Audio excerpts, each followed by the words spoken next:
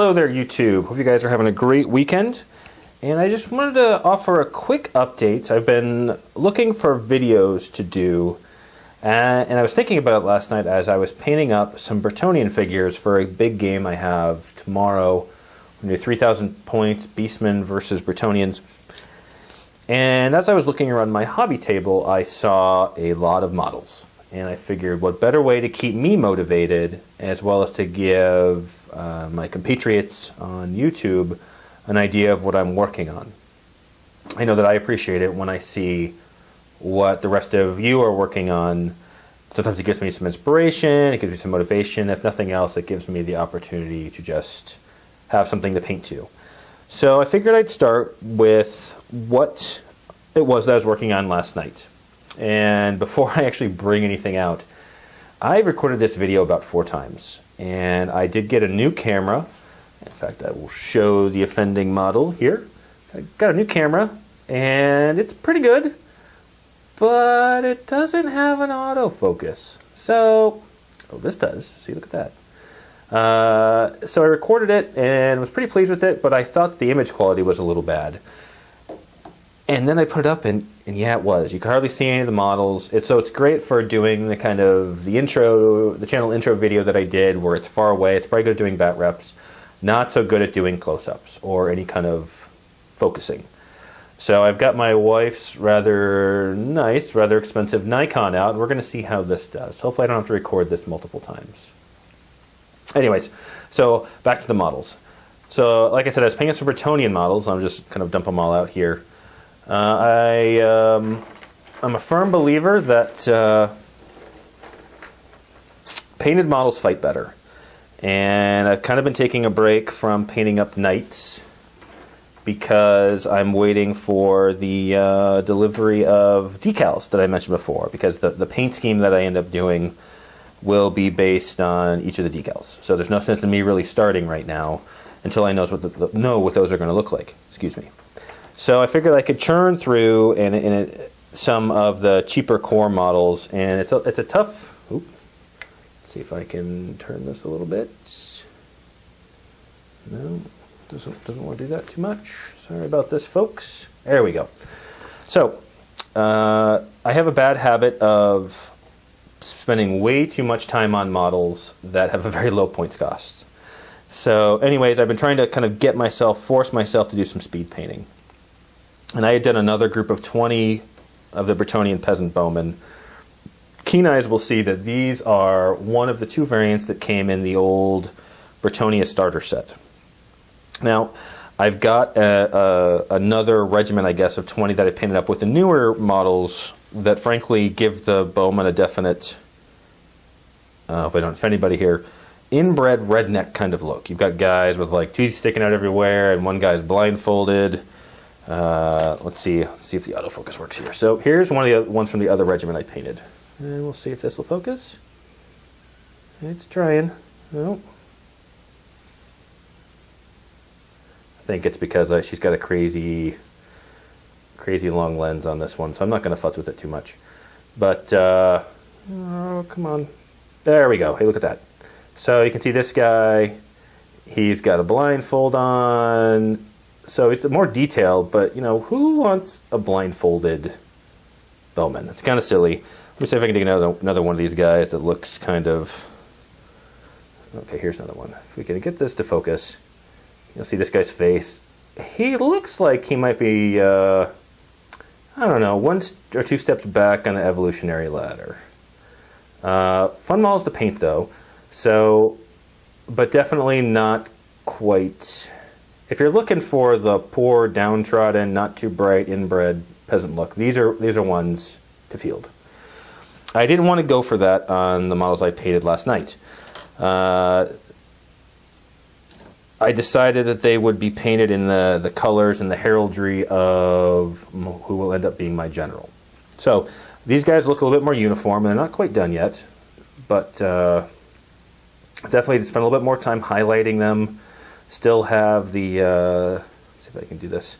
So I still have to paint their hose, the shoe, their hose, the shoes, the basing. But I like how the red and blue highlights came out on these guys. So, and then I'm going to do is magnetize them. And I've already got them, the magnetized movement trays from Shogun Industries. If people are interested, I can do a review of that. Anthony from the Sustainable Center already covered that. So they're going to go in a movement tray like these guys. So here's that other regiment I was talking about. Unfortunately, I picked kind of weak magnets, but it's still nice. The movement trays are a little tight to try to get 40 guys or 20 guys all in one, but it is nice to be able to transport and can almost tip them over. So they're going to go in a movement tray like this, but they'll be a little bit more. I might turn these guys into skirmishers. They have kind of the skirmishing, farmery, hanging out in the woods a lot, poaching kind of look about them. So there's that. So I'll finish those up tonight for the battle tomorrow. The other thing I've been working on of late, and you might have seen this in the background when I was filming the first videos, is I mentioned that I've got we'll center that, a Imperial Fists force in work. Let's see if we can get a focus on this. So I've had this Vindicator. I had a bat rep back, a tournament back about in November. And I had to do 900 points. It was a doubles tournament, and I got everything painted up except for this Vindicator. And one of the reasons why it took me a while is I had just gotten an airbrush. And so it was definitely taking me a period of adjustment to learn to do that, but I'm pretty pleased with this. I don't know if it's how well it shows up, but I did some pre-shading on it, and I'm really pleased with the way it came out. It may not be showing up in this video, but there's definite, you can see here, there's the shadowing and everything. It was definitely a learning process, and I'm not 100%, I'm not an airbrush king or anything like that, but I'm pretty pleased with how it came out. Paint went on really smooth, really thin, which is something I've had a hard time with vehicles in the past. Like here, and again, I can't really tell if it's showing up, but I put some light areas in here and left some of the recessed shadows. So I'm pleased with how this came out. So I need to get working on that. And what I'm going to end up doing, or how I want this to look, is to match up with another vehicle I did a while back. I mentioned that I started a Templar force. We're going to see if I can get this actually in the video. So this is my other Land Raider, and if it looks chewed up, it's meant to be, because I bought it off of eBay, and I think whoever put it together used 3 bottles of glue, and probably it was about 6 years old, so it didn't even kind of rest straight on the ground. It was pretty bad, mold lines everywhere. So I had basically tried to disassemble it. Now anybody knows who tried to take apart that's already been glued together, take apart a model that's already been glued together. It's not a whole lot of fun. Came out pretty well, but once I saw the final product, I went, this is going to be heavily weathered. So I did a lot of mud work on this, a lot of chipping effects, basically to cover up for the fact that it's in pretty rough shape. I like the freehand I did in the top, but it's pretty chewed up. So I want to make sure that the rest of my army matches this. I need to remember to look at the camera, not at the video itself, or what's going on itself. So I apologize if I'm popping off screen. So I was pretty pleased with how this came out. It looks pretty good in person, I think. But so I'm probably not going to go quite as heavy on the mud. I think I went a little bit overboard on this. The Templar, they just don't care about how they look. They're more concerned about fighting, where maybe the Fists will be a little bit more diligent about keeping their vehicles cleaned. So what I'm going to do with this once I'm done is definitely going to chip it up some. It's been in combat, mud it up, but probably not to that same extent. So it matches the rest of my Templars and the Imperial Fists, which I plan on either running by themselves or doing them as allies. It's very fluffy in terms of the background. I don't know if you can, if this will show up. I got to figure out where the magic. There we go. Okay, so you can see here. Here's a sergeant I did, magnetized him. But if it does show up, can I get any closer? Let's see. No, that's about it. I don't know how well it comes across. He's a little chewed up. He's got the mud work with the rusty barbed wire. I think that's probably about as close as I can get. Really pleased with his face. But they've definitely been in combat, so I want all the vehicles to look that way too. And again, if people are interested, I can do more close-ups on my various armies. So what else is on my desk? well, I've got these guys. And again, for the Bretonnian fight tomorrow, I really like using Pegasus Knights. But in groups of 3, if they get shot off, then they have to take a panic test, and they always seem to run away, in my case. So I wanted to build some more. GW and their infinite wisdom doesn't sell them on the website anymore. So I picked up some off eBay, and what I think, I'm undecided. I may field a total of 6, or I may keep one of them, doesn't matter which one, to turn into a Lord on Pegasus. But these guys definitely won't be painted for tomorrow. They're just probably going to be assembled. And then at some point, I will match them up with, or try to match their paint scheme and the basing work with the other ones that I've painted. This is an example of it. Let's see if I can get the focus. These were the first Bretonnian models that I painted. I'm really pleased with how they came out. I did some custom base work there, some fall foliage. Really pleased. Ooh, how close can I get? How low can you go? Not too low. So really pleased with how the face came out. This is actually off an elf. I didn't know this. I bought this secondhand, but it's one of the elf heads from their repeater bolt throwers, or whatever the elves call them. So I'm really pleased with how this came out, and so they'll try to paint a match. And then the last thing on my list is a special one for me. I received this as a birthday present. I think I introduced it, but my primary army until I've been working on the Bretonnians has been Warriors of Chaos.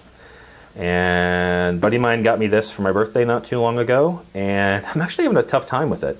I think it's because I've been painting so carefully and crisply and cleanly with the Bretonnians that the prospect of painting super gribbly, got different colored skin and arms stick out of the top of your head, and the Forsaken, it's thrown me off. But I know I really want to get these done. I really want to be able to field them. I don't care if they're not that competitive. It was a gift, so I got to kind of get myself psyched up for it. So I started to assemble them. Haven't really made it that far, but I got to think about the paint scheme. So that's definitely high on my list to get that figured out. Mike, if you're watching this, I have decided that your name will go down in infamy, and there's no champions among the Forsaken here.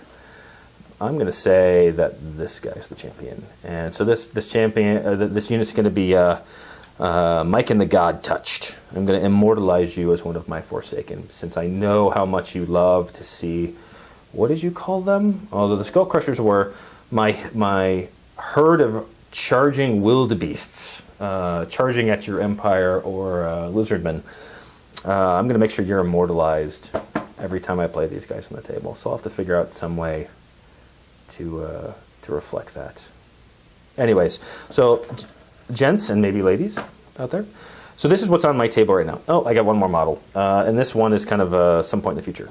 So many Bretonnian players will know that. Okay, I picked up this off eBay. It's actually not in too bad of shape, but anytime I play something, I don't like it unless I've painted it myself, which is subject for another video when I've gotten a couple things that I purchased for my own. So other people give me a hard time for playing men-at-arms, or need the requirement to play men-at-arms, which usually requires a damsel in Bretonnia. So I'll paint her up. I'll try not to play them too much. I like playing the heavy cavalry force. But if I'm playing a competitive game, I kind of need the old men-at-arms with Wissen's Wild Form and a bunch of ranks. So anyways, gents, this is what's on my table right now. If you want to see more of anything, if you want to see stills, let's try to get something in focus here so you're not just staring at a blurry picture. This guy, I'm pleased with him. You want to see anything, more specialized things, more things you'd like me to cover, please leave a comment. I hope to have the campaign study book video out in the next couple of days, and then hopefully the bat rep as well. So, hope you guys are having a great weekend. Happy wargaming.